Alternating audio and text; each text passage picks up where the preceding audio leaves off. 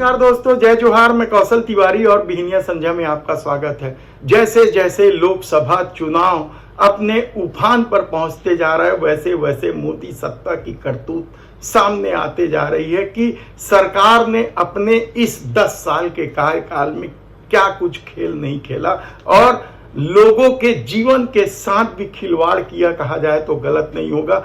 सवाल सिर्फ Electral bond के जरिए उन दवा कंपनियों से पैसा वसूलने का नहीं है जो जहर बेचने का काम कर रहे थे या जो जहर बना रहे थे, घटिया स्तर की दवा बना रहे थे, जांच रोककर उनसे पैसा वसूला गया। पता नहीं उन दवा को खाकर किस किस तरह की तकलीफों का सामना लोगों को करना पड़ा था, लेकिन धर्म की पट्टी बांधे लोगों को शायद अब भी दिखाई नहीं दे रहा है मोदी सरकार की वह करतूत जो लोगों की जान के साथ खिलवाड़ करने आमदा है। सवाल कोरोना काल का भी नहीं है, जब अचानक लॉकडाउन के चलते किस तरीके से तड़पते लोग सड़कों पर अपनी मौत का बाग जो रहे थे, खाना पीना तक नहीं था और कई कई किलोमीटर तक उन्हें पैदल चलना पड़ रहा था।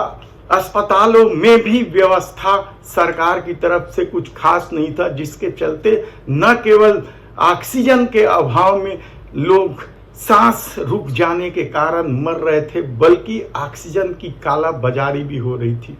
चिताओं की लंबी कतारें, गंगा में बहती लाशें तो लोगों ने देखी थी, लेकिन धर्म की पट्टी शायद इस कदर कसकर बांधी गई है कि उन्हें यह दिखाई नहीं दे रहा है कि सत्ता किस किस तरीके का खेल कर लोगों को तकलीफ में डाल रही है। बढ़ती महंगाई ने तो आम आदमी का जीवन नारकी कर दिया है।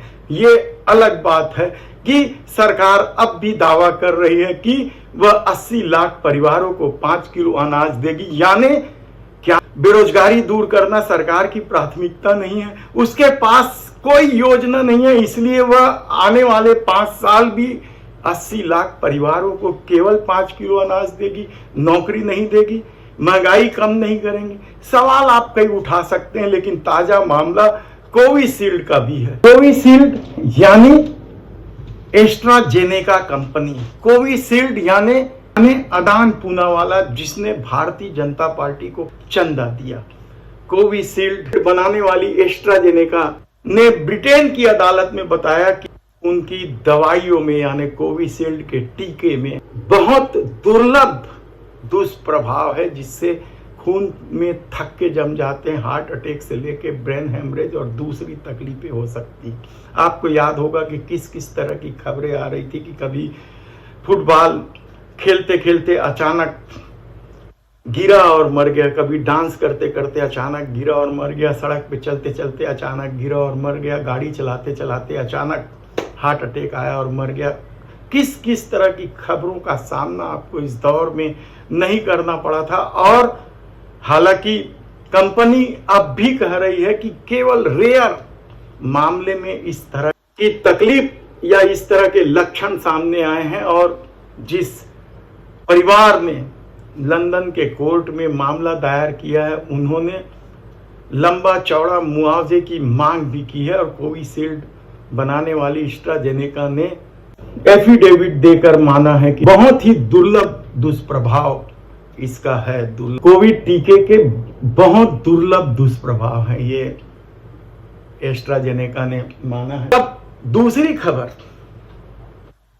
उत्तराखंड से है, जहां डबल इंजन की सरकार है और किसी और के खिलाफ नहीं। हाल में ही अपने भ्रामक विज्ञापन के लिए सुप्रीम कोर्ट में कई दफे माफी मांगने वाले बाबा रामदेव की कंपनी पतंजलि दिव्या फार्मेसी का है।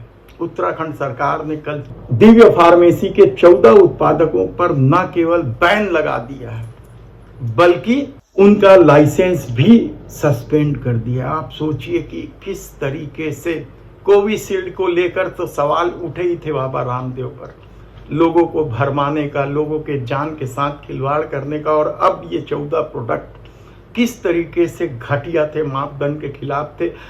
तो क्या बाबा रामदेव के खिलाफ कड़ी कार्रवाई होगी?